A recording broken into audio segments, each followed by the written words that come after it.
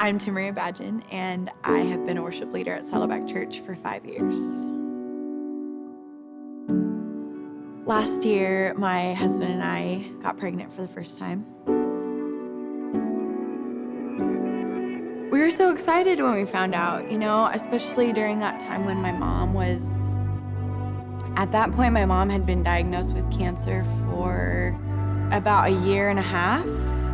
And I loved being able to share that news with my parents and just bring some hope to what had been kind of just a really frustrating situation.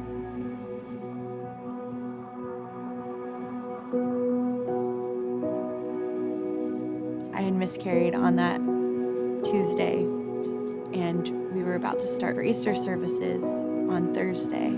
I remember feeling like I could have stayed home and retreated, but my husband and I had a conversation, and we just knew that we were supposed to be present and publicly praise God during that season, during that week, even in the midst of this pain.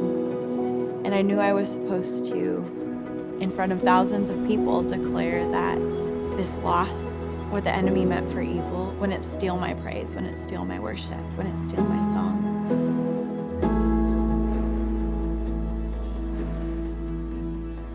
It was a week after my due date, and I was ready to have this baby.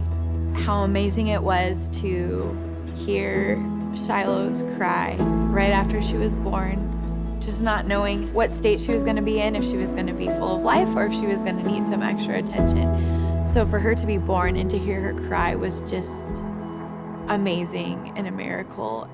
The whole time I was pregnant, my mom was slowly dying, basically.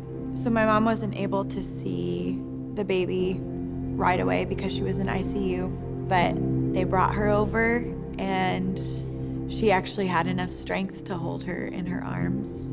And what a gift that was for them to have that time together. And just seeing the shape my mom was in, I just had a feeling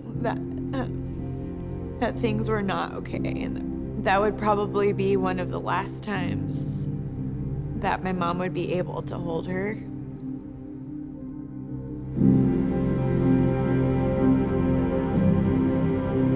Initially, I felt, of course, just so sad and felt like this battle had kind of been lost, really.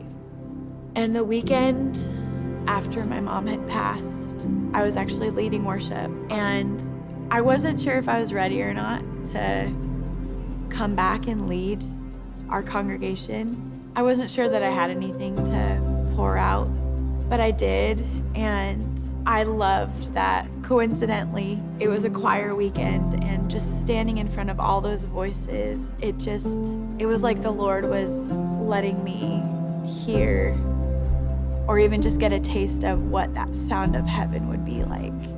And I led out of that place. I led out of a place of, I'm actually joining in the sound of heaven with my mom. I'm worshiping with her right now. We are joining our voices with all of heaven, the saints that have gone before us, and bringing God a song of praise. I don't have all the answers right now. I don't have it all figured out. As I'm trudging through some mud with Jesus right now, holding his hand so tight and just navigating some things with him, I know that he's told me that there's not one tear that I've cried that's going to be wasted. There's not one hurt that's going to be wasted. And above everything else, I know that I have that assurance that he's going to pick up every single piece and make something beautiful out of it.